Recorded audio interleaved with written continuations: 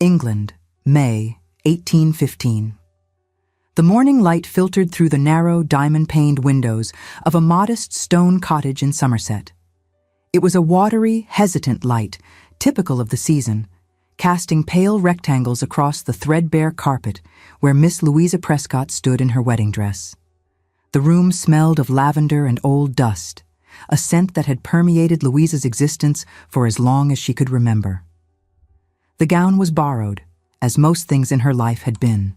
It had been altered hastily from a cousin's trousseau, pulled in at the waist and let out at the hips, with stitches that showed if one looked too closely.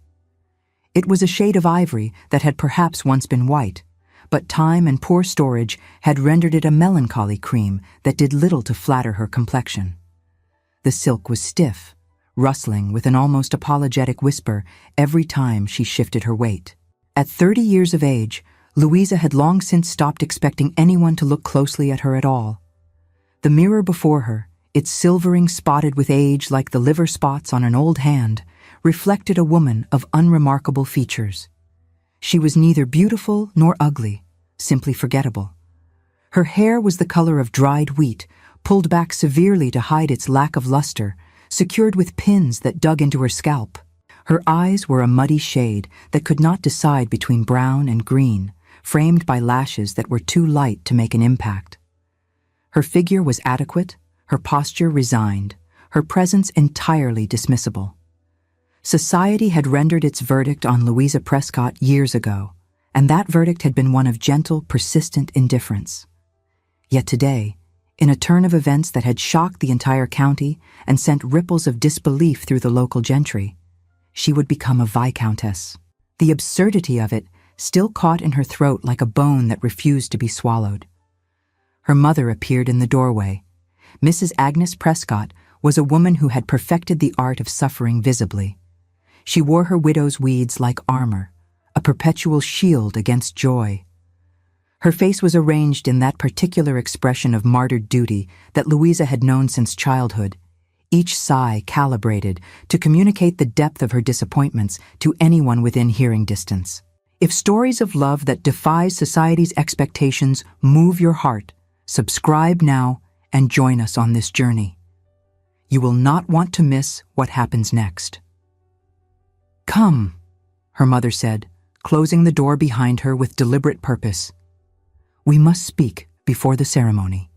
The carriage will be here in 20 minutes, and there are things that must be said, things a mother must impart." Louisa turned from the mirror, her borrowed silk rustling softly against the floorboards. "Is something wrong, Mother?" "Sit." Mrs. Prescott gestured to the small, cane-bottomed chair by the window. "There are matters a bride must understand before she enters the married state. Matters your father, God rest his soul, would have wished me to address, though he would have been too delicate to speak of them himself." A cold sensation began to spread through Louisa's chest as she lowered herself onto the chair. The wood felt hard beneath her. Her mother's tone carried that particular weight that preceded her most cutting pronouncements, the ones she delivered as kindnesses while sharpening them like knives. "You are fortunate beyond measure," her mother began, settling herself on the edge of the narrow bed. "A viscount has chosen to marry you. You, Louisa, plain as you are, past any reasonable age of expectation. Lord Harcourt is a man of vast, unencumbered wealth who has the rare luxury of choosing a wife for character rather than coin. You must not squander this miracle through ignorance." "I am aware of my circumstances, Mother. I am grateful." "Are you?" Mrs. Prescott leaned forward, her pale eyes sharp despite the softness of the morning light. "Do you truly understand what this means? What will be expected of you inside that great house? It is not merely about pouring tea or organizing servants." Louisa remained silent. She had learned long ago that her mother's questions rarely required answers. They were merely openings for instruction. "The wedding night," her mother continued, lowering her voice as though the walls themselves might be scandalized by the mere mention. "Your duties as a wife. These are not matters discussed openly in polite society, but ignorance helps no one, least of all a woman of your age who should have learned these things years ago if any man had shown interest. The coldness in Louisa's chest spread to her fingers, her toes, the base of her spine. She had wondered, of course, about the physical aspects of marriage.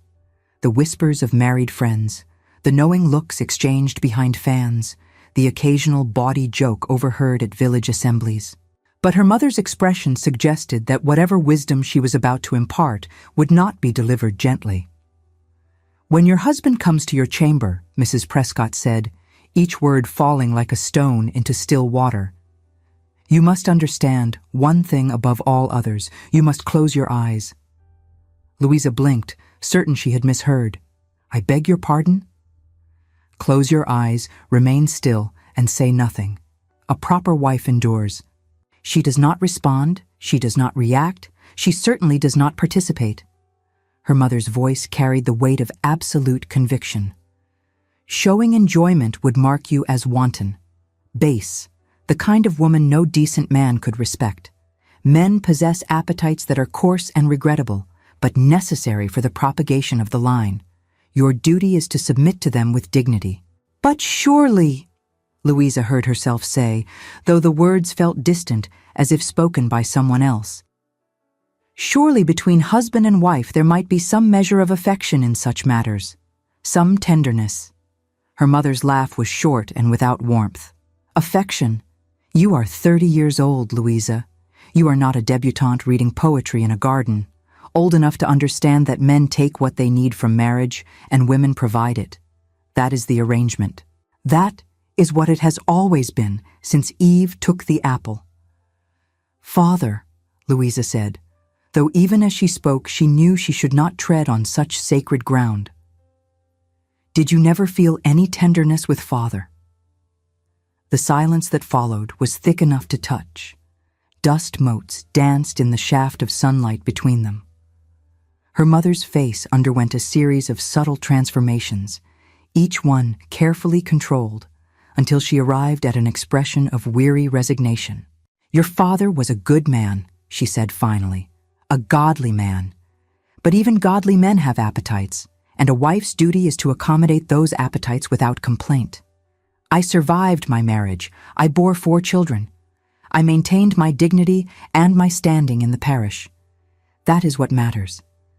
She rose from the bed, smoothing her dark skirts with hands that had known much labor. "Close your eyes. Remain still. Say nothing. If you follow this advice, you will survive your marriage too. Do not look for joy, Louisa. Look for survival."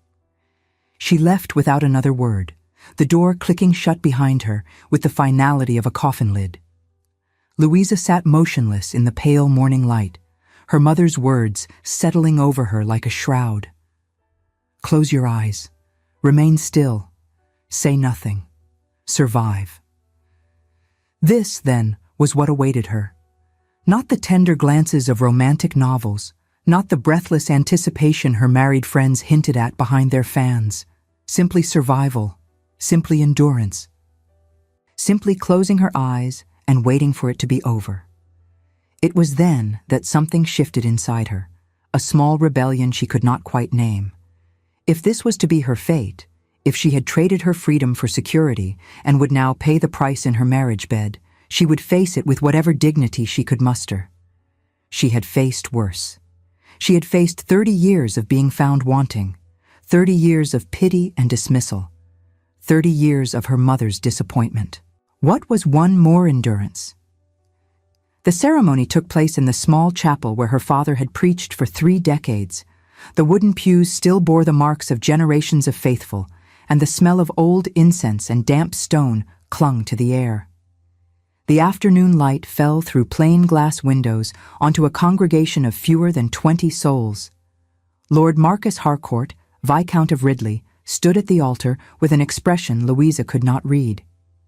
At 38 years of age, he was not a handsome man in the classical sense. His features were too severe, his nose too aquiline, his bearing too rigid. But there was something in his dark eyes that suggested depths she had not yet plumbed. His first wife had died 2 years prior, a fact that the gossips of Somerset had thoroughly examined and found endlessly fascinating. The details varied depending on who told the tale, but the essence remained consistent. Lady Helena Harcourt had withered away, fading like a flower denied sunlight, and her husband had done nothing to prevent it. A cold man, they called him. A man incapable of warmth, of tenderness, of any emotion that might soften the granite of his countenance. A man who had buried his wife and retreated to his estate, emerging only when his need for an heir became too pressing to ignore. And now he had chosen Louisa Prescott, of all the women in England. The spinster daughter of a country reverend, a woman whose dowry consisted of a few £100 and whose prospects had evaporated years ago like morning mist. The match made no sense by any rational calculation, yet here she stood, about to speak vows that would bind her to this enigmatic stranger until death. The Reverend Mr. Whitfield, who had taken over her father's position 8 years prior, spoke the words of the ceremony with the mechanical efficiency of a man who had performed this ritual countless times. "Do you, Louisa, take this man to be your wedded husband?" Louisa responded when required, her voice steady despite the trembling in her hands. "I do." Beside her, Lord Harcourt's voice was low and measured, revealing nothing as he recited his own promises. When he took her hand to place the ring upon her finger, his skin was cool to the touch. The gold band felt heavy, a weight that would now sit upon her hand for the rest of her days. When it was done, when the register had been signed and the witnesses had offered their tepid congratulations, Louisa found herself walking down the aisle on the arm of her husband. Her husband. The word felt foreign in her mind, like a garment that did not quite fit.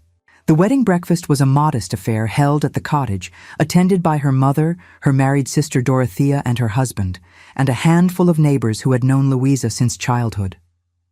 The two gentlemen who had accompanied Lord Harcourt from his estate, Mr. Everard Blackwell and Sir Philip Crane, seemed vaguely uncomfortable in the cramped dining room.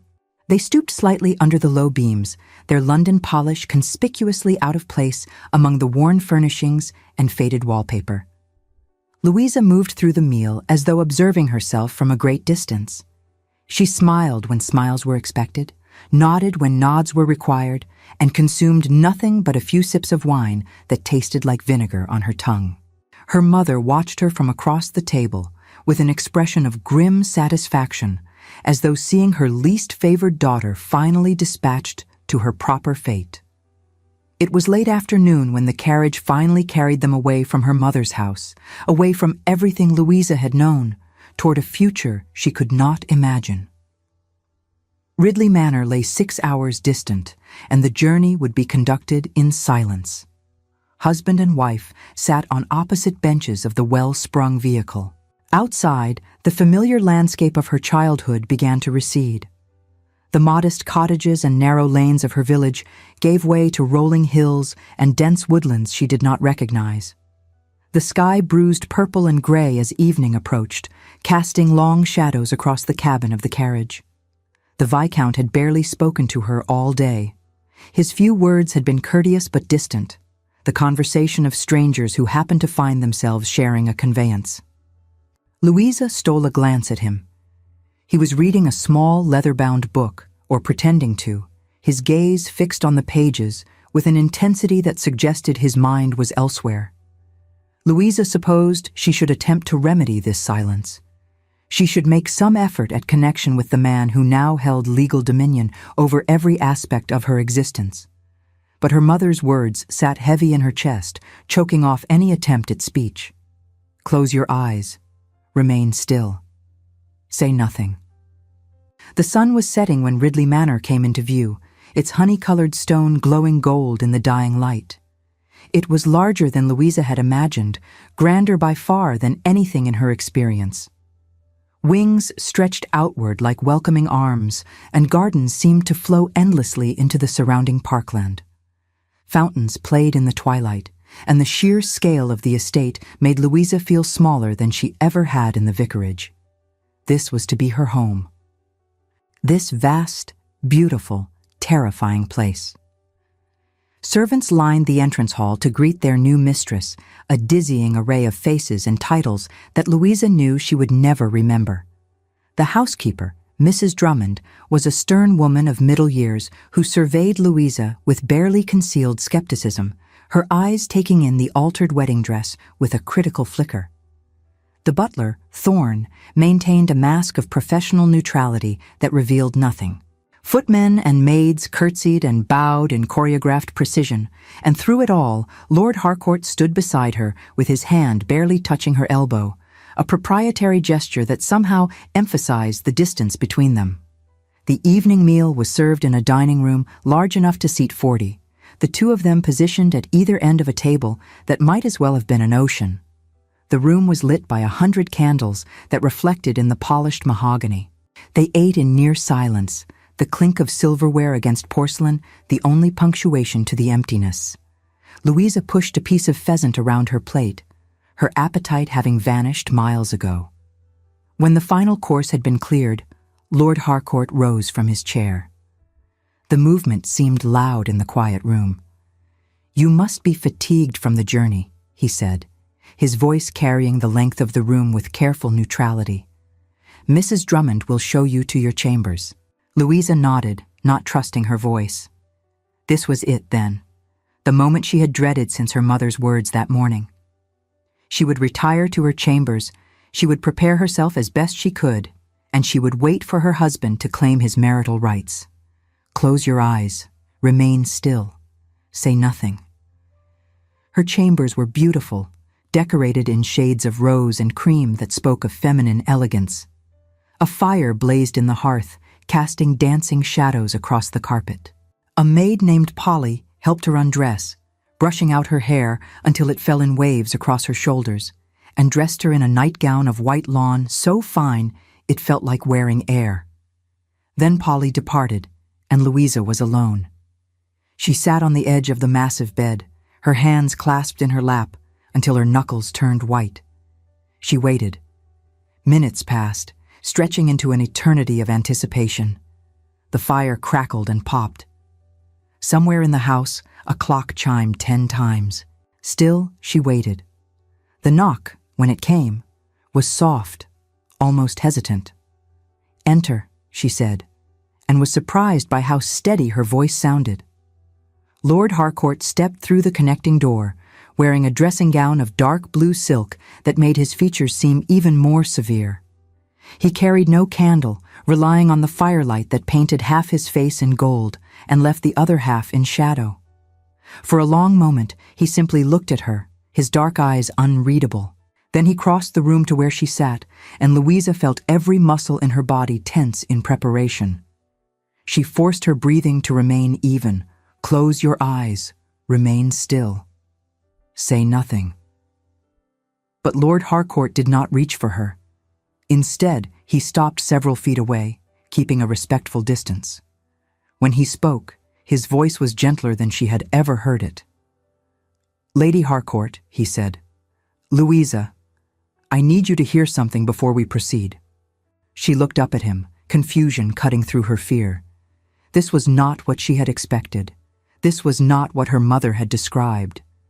He took a breath, and she saw something flicker across his features that might have been pain. "Your comfort matters first. Always. We need to talk before anything else." 5 words. 5 simple words that shattered everything Louisa thought she knew about marriage, about men, about her own future. Your comfort matters first. She stared at him, unable to form a response.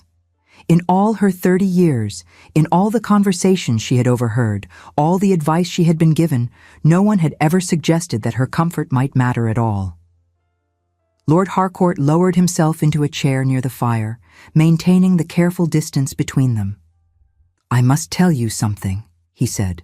"Something about my first marriage. Something that will explain why I cannot simply claim my rights as a husband without first earning your trust." Louisa found her voice. "You do not owe me explanations, my lord. I understand my duties." "Do you?" His smile was brief and without warmth, directed more at himself than at her. "Do you understand that I failed my first wife through my coldness, my demands, my utter failure to see her as anything other than a possession? Helena was always a delicate soul, but my silence was the frost that she could not survive. I did not even notice she was dying until it was far too late. The rawness in his voice was startling. This was not the cold, distant man the gossips had described. This was a man haunted by his failures, broken open by guilt he could not escape. She never trusted me enough to speak of her suffering, he continued. I gave her no reason to trust me. I took what I wanted, when I wanted it, because the law gave me that right. I never once asked what she wanted, what she needed, what might bring her pleasure rather than pain. I cannot undo a single moment of the damage I caused. Louisa felt something shift in her chest, a loosening of the tight knot that had formed there since her mother's words that morning. Why are you telling me this? Because I swore an oath when they lowered Helena into the ground. I swore that if I ever married again, it would be different, that I would never again treat a wife as property to be used. He leaned forward, his dark eyes finding hers in the firelight. True intimacy cannot be taken. It must be built. Trust must be earned, not demanded. I do not understand, Louisa said, though something in her was beginning to understand very well indeed. When we share physical intimacy, Lord Harcourt said, it will be because you desire it, because it brings you pleasure, not because you are surviving an ordeal. Your body belongs to you, Louisa, not to me, not to the law, not to the expectations of society. She could not speak. The words would not come. I propose, he continued, that we spend the coming weeks learning one another, building friendship first. Trust must come before anything else, and trust requires time. Time and patience and genuine care. You would wait? She heard herself ask. You would wait for me? I would wait forever if that was what you needed. His voice was absolute in its certainty. I will not be the man I was. I cannot undo the damage I did to Helena, but I can ensure I never inflict such damage again. Louisa felt tears prickling at her eyes, though whether from relief or confusion or some emotion she could not name, she could not tell. Everything her mother had told her, everything she had believed about marriage, about men, about her own place in the world, was crumbling like sand castles before the tide. I do not know what to say, she admitted. Lord Harcourt rose from his chair. Say nothing tonight. Sleep on what I have told you. Tomorrow, if you are willing, we might walk in the gardens and begin to know one another as people rather than as roles to be performed. He moved toward the connecting door, and something in Louisa propelled her to speak. My lord, she said, Marcus. He paused, looking back at her with that unreadable expression. Thank you, she said. I do not know if I can become what you hope, but thank you for giving me the choice. Something softened in his features, a crack in the granite that allowed a glimpse of the man beneath. Good night, Louisa. Sleep well. The door closed behind him, and Louisa found herself alone in the rose-colored chamber, her world entirely transformed. The days that followed were unlike anything Louisa had imagined. They were days of quiet discovery, of gentle overtures and slow awakenings. Each morning, she woke to find fresh flowers on her breakfast tray, small blooms from the hothouse chosen by the Viscount himself. Each afternoon, they walked together through the gardens of Ridley Manor, their conversations meandering through topics both trivial and profound.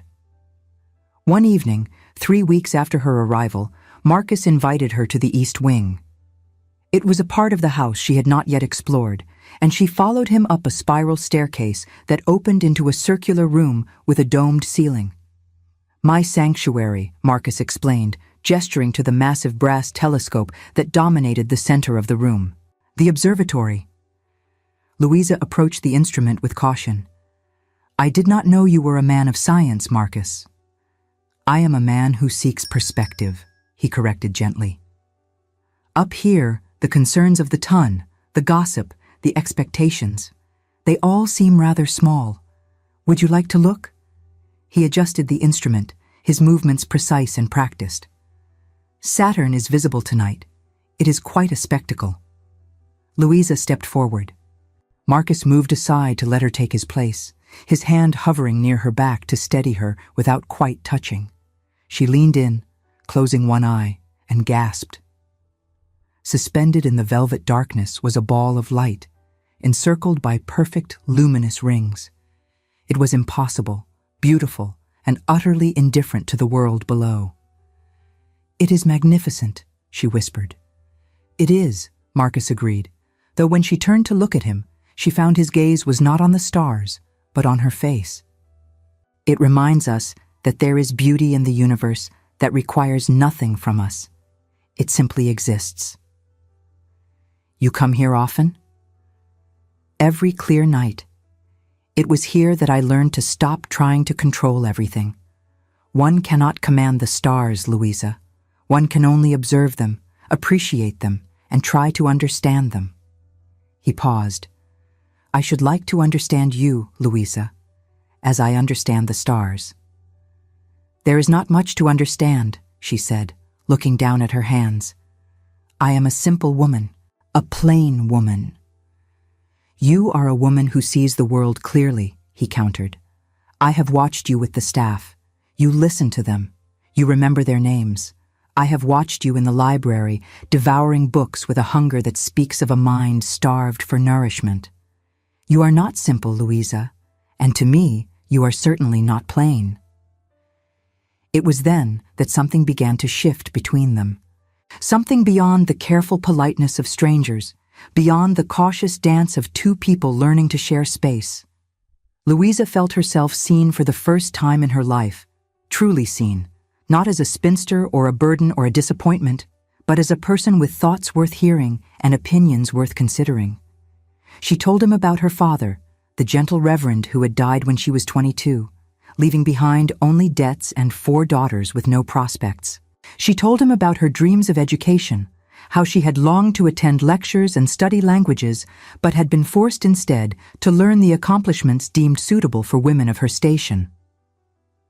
"You have opinions," Marcus observed one afternoon as they sat in the library, rain streaking the tall windows.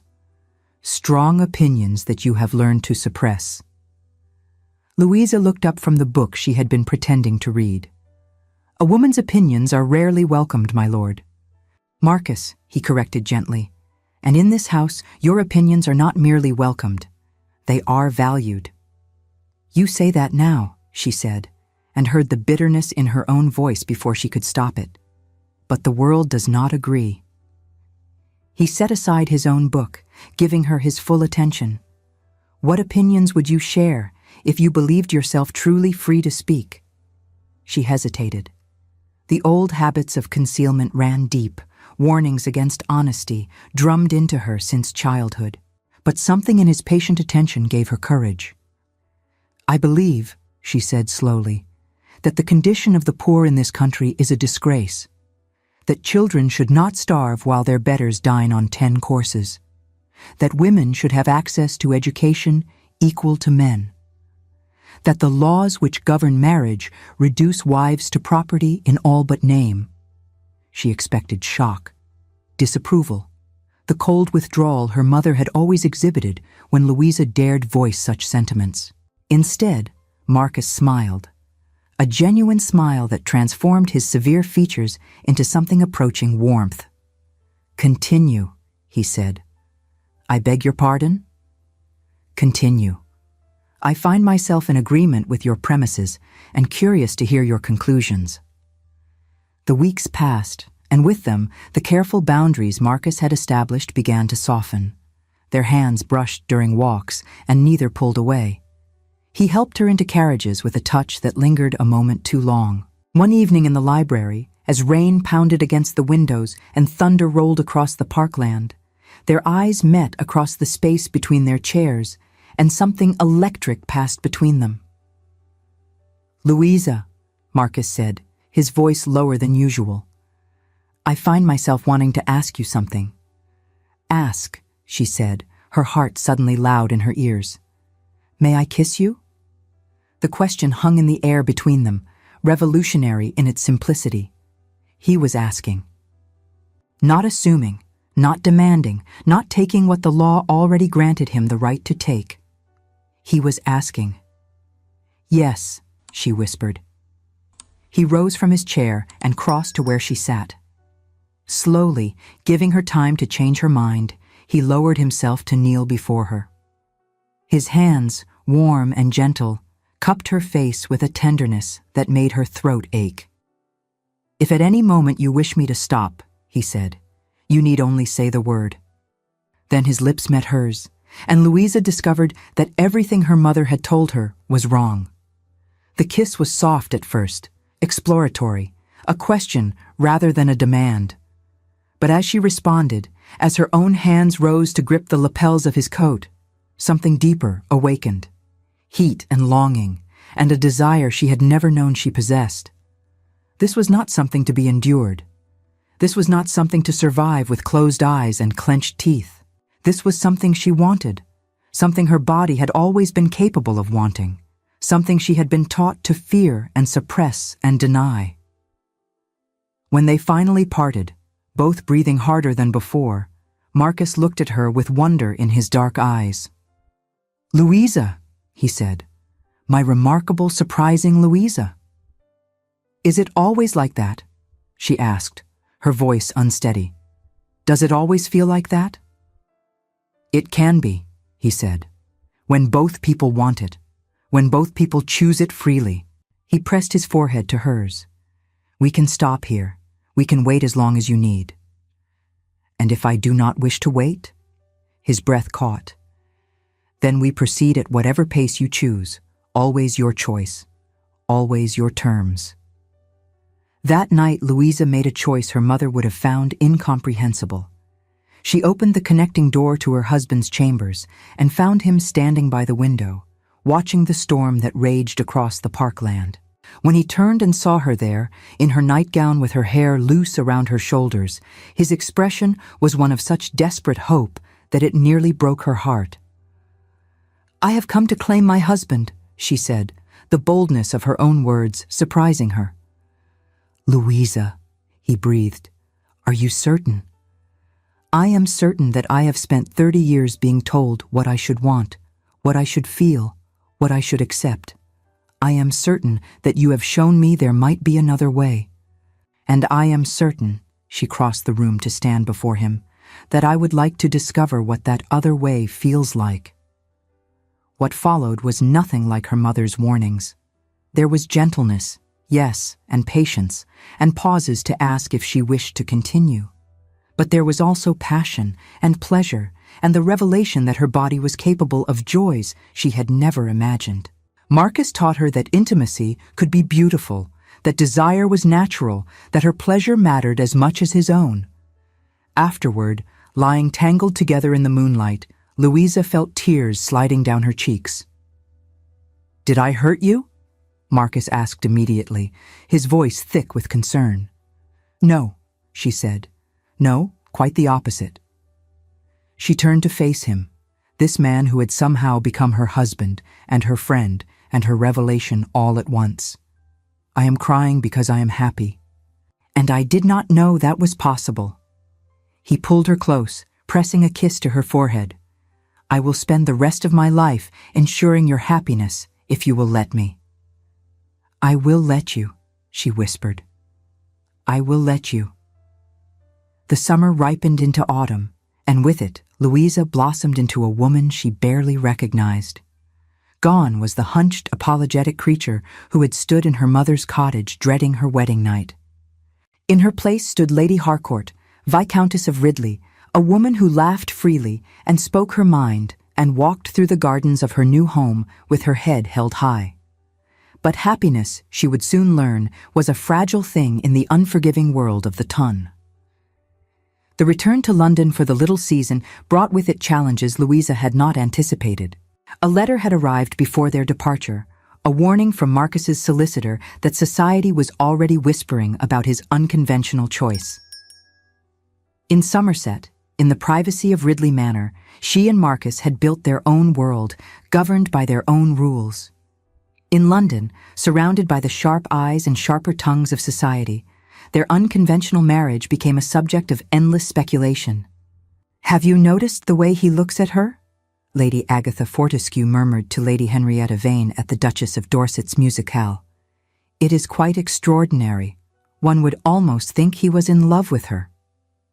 "A man of his position," Lady Vane replied, her fan moving in languid strokes. "Married to that plain creature? It cannot last. These infatuations never do. I heard he consults her on estate matters, asks her opinion as though it held weight. Peculiar indeed. Perhaps she has bewitched him somehow. Countrywomen have their ways." The whispers followed Louisa through every drawing room, every ballroom, every gathering where society deigned to acknowledge her existence.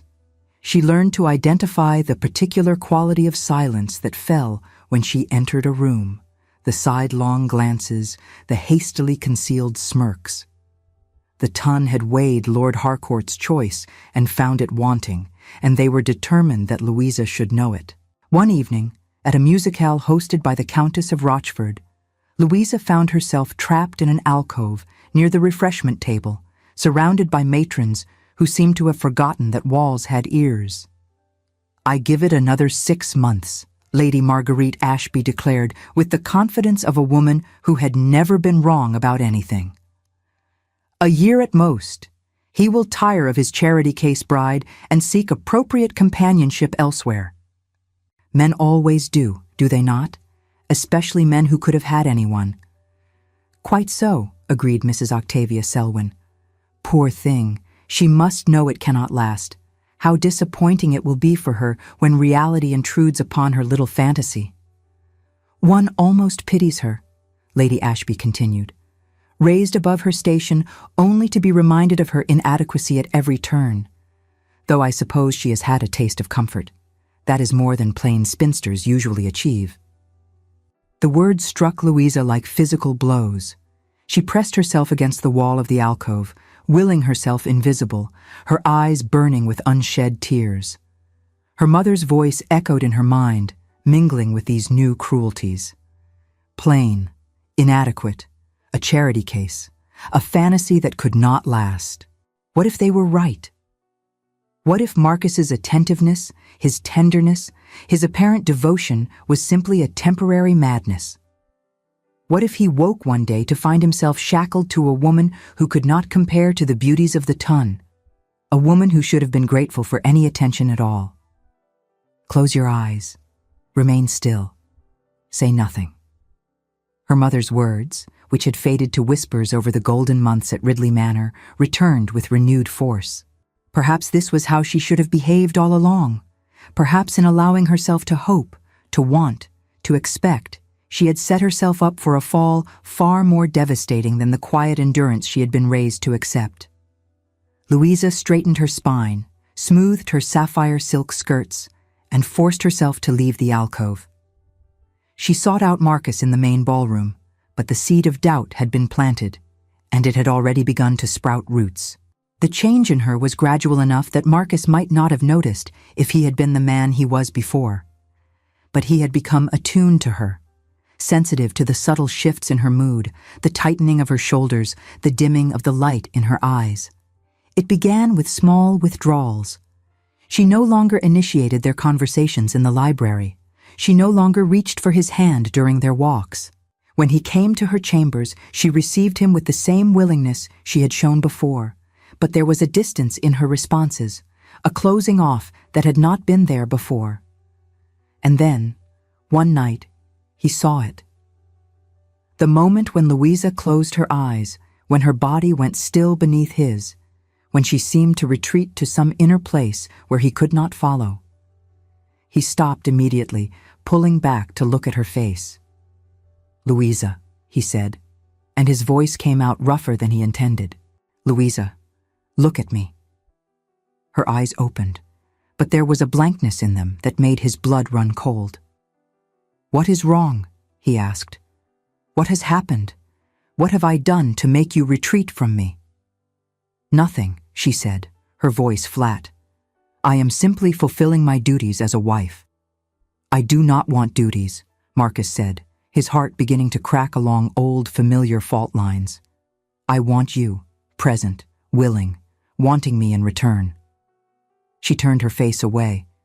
Perhaps wanting is more than someone like me should expect.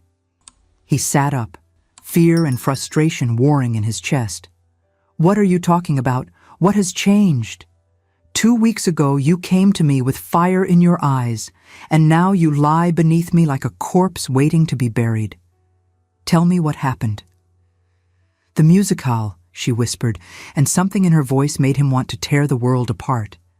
The things they said, the things they are all saying. Who? The word came out harsh. What did they say?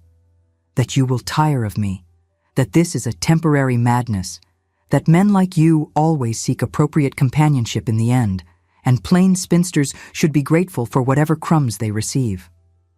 Marcus felt the fury building in him, a white-hot rage directed at a society that could be so casually cruel, so determinedly destructive. But beneath the rage was something worse, fear, because he recognized this. He had seen this before, this retreat, this closing off. He had watched Helena fade this exact way, and he had done nothing to stop it. He would not make that mistake again. "Louisa," he said, and he poured every ounce of conviction he possessed into the words. "Look at me, please." She turned her head slowly, her eyes meeting his in the candlelight. "Your mother was wrong," he said. "Society is wrong. You are not a charity case. You are not a temporary madness. You are the most remarkable woman I have ever known, and I will spend the rest of my life proving that to you if that is what it takes." "How can you be certain?" Her voice cracked on the question. "How can anyone be certain of anything?" "Because I know myself," he said. "I know that before you, I was a man who thought himself incapable of love. I know that you have challenged me, changed me, made me into someone I actually want to be. I know that the thought of losing you, of watching you fade the way Helena faded, is more terrifying than any fate I can imagine." Tears were sliding down her cheeks now, and he reached out to wipe them away. "The gossips and the matrons can say whatever they wish," he continued. "Their words have no power unless we grant them power. And I refuse. I refuse to let their poison destroy what we have built." "I am afraid," Louisa admitted, the words coming out in a rush. "I am afraid that one day you will see me the way they see me, plain, inadequate, not enough. Then I will prove to you every day that you are more than enough. I will prove it until you believe it. I will prove it until you no longer need my reassurance, because you have found that certainty within yourself." She reached for him then, her arms wrapping around him with a desperation that spoke of all her fears and all her hopes tangled together. And Marcus held her, this woman who had somehow become the center of his world, and swore silently that he would burn society to the ground before he let it destroy her. The following week, Lord and Lady Harcourt hosted a grand ball at their London townhouse. The invitation had gone out to every significant family of the ton, and the curiosity alone ensured that few would decline. Here, at last, would be the opportunity to observe this peculiar marriage up close, to find the cracks in the facade, to confirm all the whispers and suspicions. Louisa dressed for battle, though only Marcus knew it was a battle at all. Her gown was the finest she had ever worn, a deep sapphire silk that brought out the green in her eyes and flattered the figure she had been taught to consider inadequate. Her hair was dressed with pearls and sapphires, and around her throat hung the Harcourt diamonds that Marcus had presented to her that afternoon. "You are magnificent," he told her as they stood together before the ballroom doors. "Remember that. Whatever they say, whatever they do, you are magnificent." "I am terrified," she admitted. "Good. That means you are brave. Courage is not the absence of fear. It is the determination to act despite it." The ballroom was a dazzling confection of candlelight and silk, crystal chandeliers casting rainbows across the polished floor, hothouse flowers perfuming the air with their exotic sweetness. Society had turned out in force, and every eye tracked the progress of Lord and Lady Harcourt as they made their way through the receiving line. Louisa smiled until her face ached. She exchanged pleasantries with women who had mocked her behind her back, accepted compliments from men who clearly found her beneath notice. Through it all, Marcus remained at her side, his hand warm at the small of her back, his presence a constant reassurance. The orchestra began to play a waltz, a daring dance that had only recently gained acceptance. Marcus bowed to her. "May I have this dance, Lady Harcourt?" Louisa hesitated only a fraction of a second before placing her hand in his. As he swept her onto the floor, his hand firm on her waist, she felt the eyes of the room upon them. But as they turned, spinning through the music, the faces of the crowd blurred into a wash of color. There was only Marcus, only the steady pressure of his hand, the warmth of his gaze, the way he guided her effortlessly through the steps. For those few minutes, they were alone in the crowded room, a universe of two. It was near midnight when the spell was broken. Lady Cordelia Blackwell made her move. Lady Cordelia was everything Louisa was not. Young, beautiful, accomplished, with a fortune to match her face and a pedigree that stretched back to the Conquest. She had been widely expected to catch the eye of Lord Harcourt during his return to society, and the collective shock when he had instead married a plain spinster from Somerset had not yet faded from memory. She approached them where they stood near the orchestra, her smile as sharp as cut glass. "Lord Harcourt," she said, her voice carrying just far enough to be heard by those nearby. "What a charming evening. Your wife has done remarkably well, considering." "Considering what, Lady Cordelia?" Marcus's voice was pleasant, but Louisa could feel the tension in his arm where it pressed against her own. "Oh, you know." Lady Cordelia's laugh was a delicate tinkle that somehow managed to convey contempt. "Considering her inexperience with entertainments of this scale, country vicarages do not typically prepare one for the demands of society." "My wife is more than capable of meeting any demand society might present, Lady Cordelia," Marcus replied with ice-cold politeness. "Indeed, I find society's demands rather trivial compared to the standards she sets for herself." Lady Cordelia's smile tightened almost imperceptibly. "How gallant you are, my lord. How protective of your little country bride." She turned her attention to Louisa, her eyes sweeping over her with calculated assessment. "Tell me, Lady Harcourt, do you ever wonder why a man of Lord Harcourt's position chose you? One hears such interesting theories." Louisa felt her heart begin to pound, but something in Marcus's steady presence gave her strength to respond. "I confess I do not spend much time on theories, Lady Cordelia," Louisa replied, her tone perfectly formal. "I find reality far more interesting." "Indeed?" Lady Cordelia's eyebrows rose. "And what does reality tell you?" "That I am married to a good man who sees me clearly and values what he sees. I require no other explanation." A murmur rippled through the nearby guests. Lady Cordelia's smile became fixed, and Louisa could see the calculation behind her eyes, the decision to escalate. "What a charming sentiment," Lady Cordelia said, "though I wonder if such confidence is entirely warranted. After all, we all remember Lady Helena, such a fragile creature.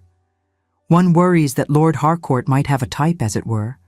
Women who require rather more reassurance than they can ultimately find." The ballroom fell silent. The words hung in the air like poison, their implication clear. Helena had faded and died under Marcus's care. Now he had chosen another plain, unremarkable woman. How long before history repeated itself? Louisa felt Marcus stiffen beside her, felt the rage building in him like thunder before a storm. But before he could speak, before the situation could escalate beyond recovery, something shifted inside her. A clarity, a certainty that had been building for months and now crystallized into diamond hardness. "Lady Cordelia," she said, her voice clear and steady enough to carry to every corner of the suddenly silent ballroom. "I appreciate your concern for my welfare. However, I must confess some puzzlement at your interest in my marriage." "I beg your pardon?" You speak as though you have some special insight into Lord Harcourt's character, some particular knowledge of his first marriage. Yet to my understanding, you were a child in the schoolroom when Lady Helena died, and Lord Harcourt has been a virtual recluse in the years since. On what basis do you presume to offer observations? A ripple of something that might have been amusement passed through the assembled guests. Lady Cordelia's cheeks flushed. I merely express the concerns of society at large, she said, her voice losing some of its velvet smoothness. Ah, then you speak for society, Lady Cordelia. Louisa smiled and found that she meant it. How exhausting that must be. To carry the weight of everyone's opinions, to give voice to whispers that others lack the courage to speak aloud. I do not envy you the burden. Marcus spoke then, his voice cutting through the tension like a blade through silk. Lady Cordelia, I thank you for your attendance this evening. I am sure you will understand when I say that my wife and I have many guests to attend to and cannot spare more time for this particular conversation. It was a dismissal, polite in form, but devastating in execution. Lady Cordelia had been publicly handled, managed, set aside like a minor inconvenience. Her face went white, then red, and she retreated into the crowd with what dignity she could muster. But Marcus was not finished. He stepped forward, releasing Louisa's arm, and raised his voice so that everyone in the ballroom could hear. If I might have your attention for a moment, he said. The orchestra fell silent. The dancers stilled. Every eye in the room turned to the Viscount of Ridley. Many of you have wondered about my marriage, Marcus continued. You have whispered and speculated and formed your theories. Allow me to put those theories to rest. Louisa's heart hammered in her chest. She had no idea what he was about to say, and from the expressions around her, neither did anyone else. I chose Louisa Prescott to be my wife because she is, quite simply, the finest person I have ever known. Not the most beautiful by society's cramped standards, perhaps. Not the wealthiest, nor the most accomplished in the arts we deem fashionable, but the most intelligent, the most compassionate, the most worthy of respect and admiration. A murmur swept through the crowd. Marcus raised his hand for silence. Furthermore, I wish to announce that Lady Harcourt will be establishing a charitable foundation in her name, dedicated to the education of poor children in our district. It is a cause close to her heart, and it will bear her vision, her values, her extraordinary capacity for seeing worth where others see only inconvenience. He turned to face her then, his dark eyes bright with something that made her breath catch. To my wife, he said, raising the glass of champagne a footman had hastily pressed into his hand. Whose intelligence challenges me, whose compassion inspires me, whose partnership has taught me that true happiness comes not from dominance, but from equality.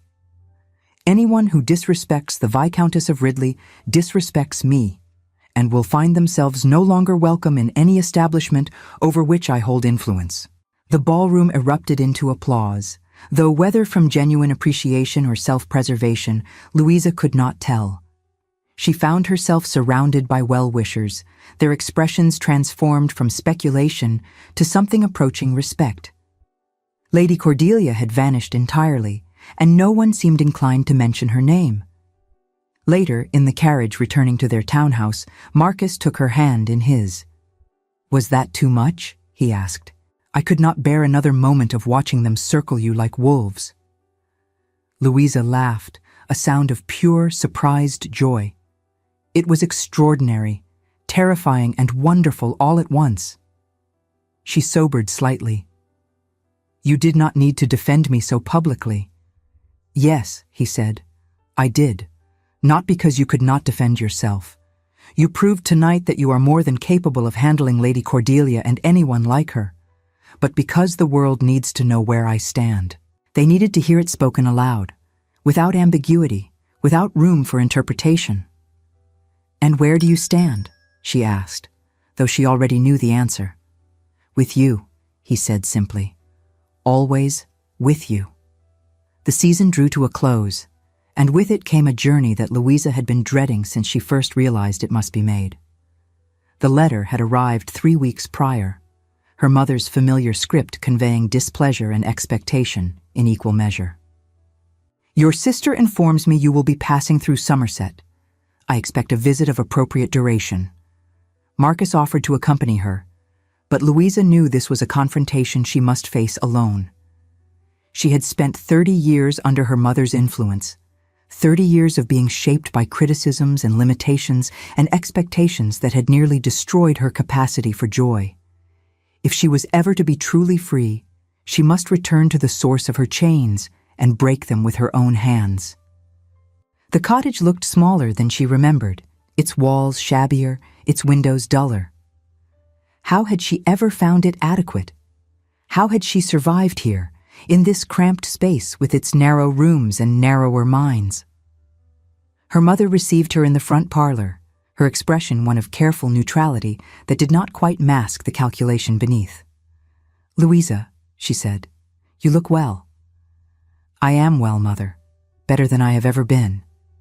Indeed, her mother's eyes swept over her, taking in the fine fabric of her traveling dress, the elegant arrangement of her hair, the quiet confidence in her bearing.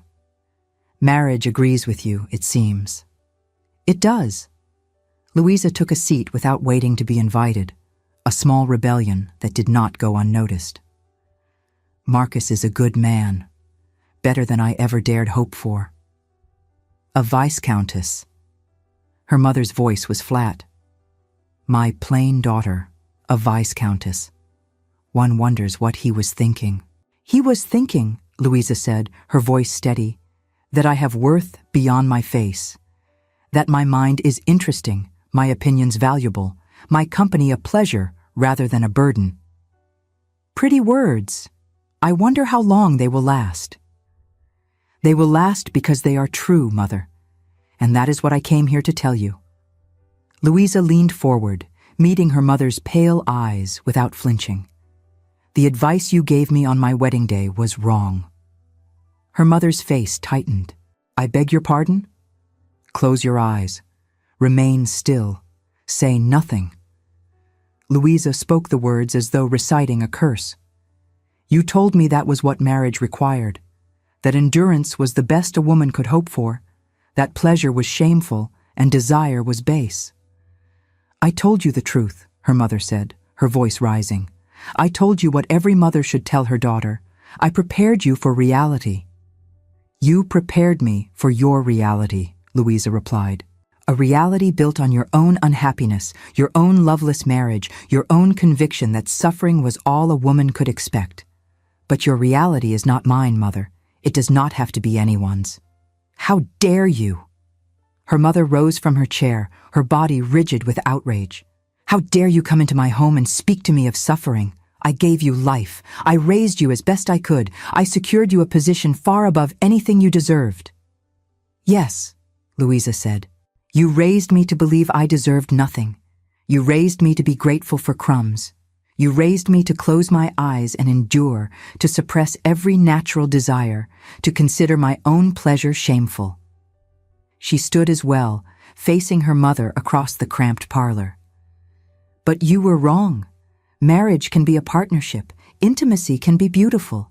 Women deserve desire and joy, not merely tolerance."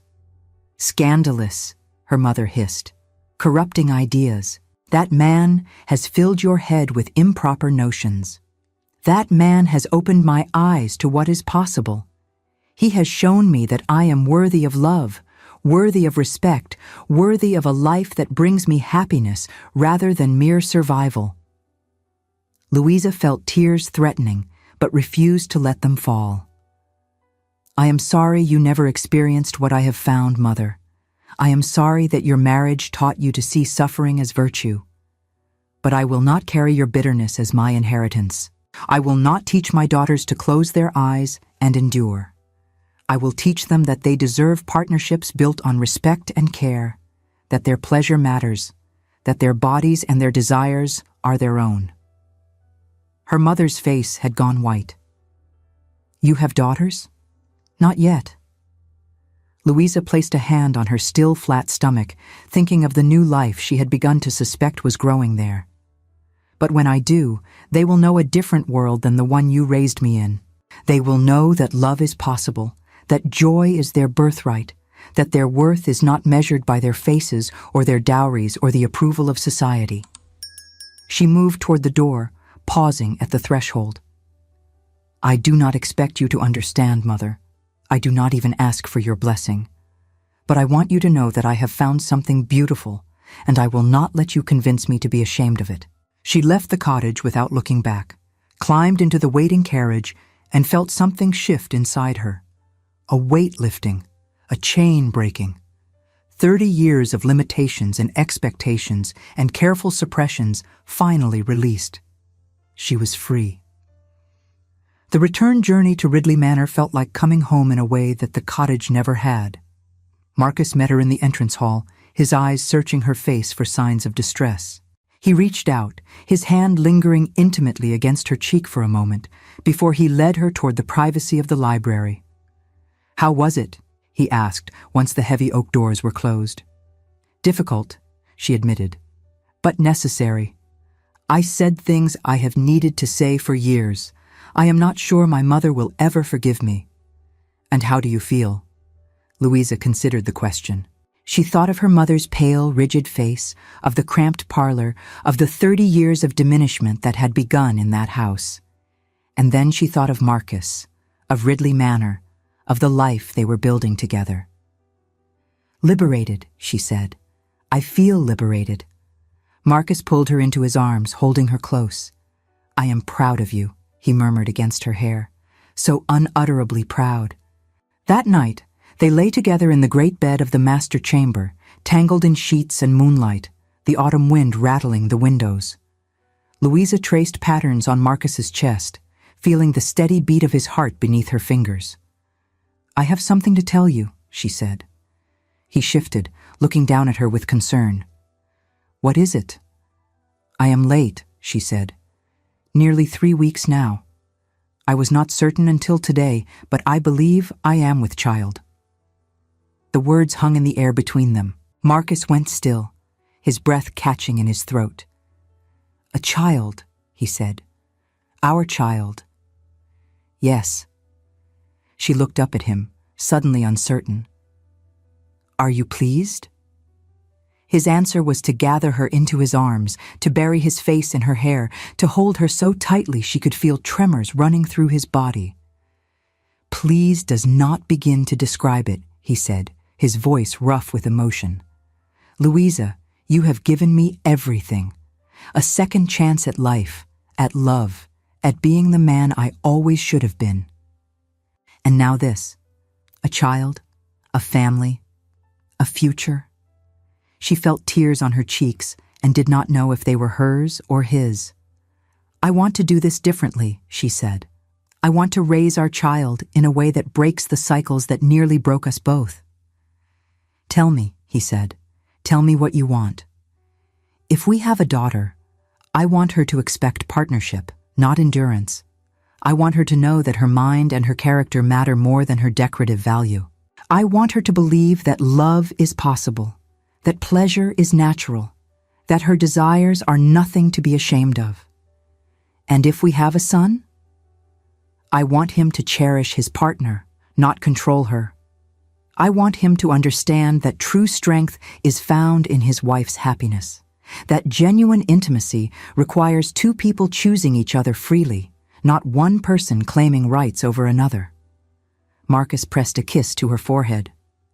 "Our child will see 2 people who chose each other," he said. "2 people who delight in partnership, in equality, in mutual respect. That is the greatest gift we can give them, the knowledge that love can be different from what society prescribes." Spring had returned to the parkland, painting the world in shades of vibrant green and yellow. The frost had melted, leaving the earth rich and ready for new life. Louisa stood in the library of Ridley Manor, her hand resting on the gentle swell of her stomach, watching the sunlight play across the garden. Nearly a year had passed since her wedding day, since she had stood in her borrowed dress, dreading the night to come, since Marcus had spoken 5 words that changed everything. Your comfort matters first. She thought of her mother's face at their last meeting, tight with disapproval and something that might have been envy. She thought of Lady Cordelia, retreating into the crowd with her dignity in tatters. She thought of all the women she had known, the ones who had closed their eyes and endured, the ones who had been taught that survival was the best they could hope for. And she thought of herself. Plain Louisa Prescott, who had been told she would never amount to anything, who had been taught to expect nothing, who had spent 30 years making herself small and quiet and invisible. That Louisa was gone. In her place stood Lady Harcourt, Viscountess of Ridley, a woman who spoke her mind and claimed her desires and refused to apologize for her existence. Arms wrapped around her from behind, and she leaned back into Marcus's warmth, feeling the solid reassurance of his presence. "What are you thinking?" he asked, his chin resting on her shoulder. "I am thinking about how different everything could have been," she said. "If you had treated me the way society expected, if you had claimed your rights without regard for my feelings, if I had closed my eyes and endured as my mother taught me." "That is not what happened," he said. "No." She turned in his arms, looking up at the face that had become more dear to her than she had ever imagined possible. "Instead, you chose a different path. You chose to see me as a person rather than a possession. You chose to build trust instead of demanding submission. You chose to care about my happiness. And you," he said, his voice soft, "chose to believe me, chose to open yourself to possibilities you had been taught were impossible, chose to claim your own desires rather than surrendering to expectations. We chose each other," she said, freely, joyfully, completely. He kissed her then, slow and deep, a kiss that promised a lifetime of such moments. When they parted, she saw her own joy reflected in his eyes. "It is a beautiful morning," he murmured. "It is," she agreed. A morning full of promise. Outside, the birds sang in the budding trees, celebrating the end of winter and the arrival of warmth. Inside, the library was filled with golden light, and Louisa felt, for the first time in her life, absolutely complete. She was a woman who had been taught to close her eyes, to remain still, to say nothing. She had been raised to believe that endurance was the best she could hope for, that her desires were shameful, that her worth was measured by standards she could never meet. But she had found a man who whispered 5 words that changed everything. A man who saw her clearly and valued what he saw. A man who taught her that love could be different, that pleasure was natural, that she deserved joy and passion and partnership. And in learning to believe him, she had learned something even more important. She had learned to believe in herself. The child growing beneath her heart would know a different world. A world where women were not taught to close their eyes and endure. A world where love meant choosing each other, not claiming ownership. A world where happiness was not a fantasy, but a birthright. That was the legacy Louisa would leave. Not the bitter inheritance of her mother's disappointments, but something new, something healing, something that might change not just her own life, but the lives of generations to come. And it had all begun with 5 simple words, spoken in firelight by a man who had learned, too late, the cost of failing to speak them before. Your comfort matters first. Thank you so much for staying with us until the end. If this story touched your heart, please like, subscribe, and share with someone who needs to hear it. Your support helps us continue creating stories of love, resilience, and hope. Until next time, may you find your own 5 words that change everything.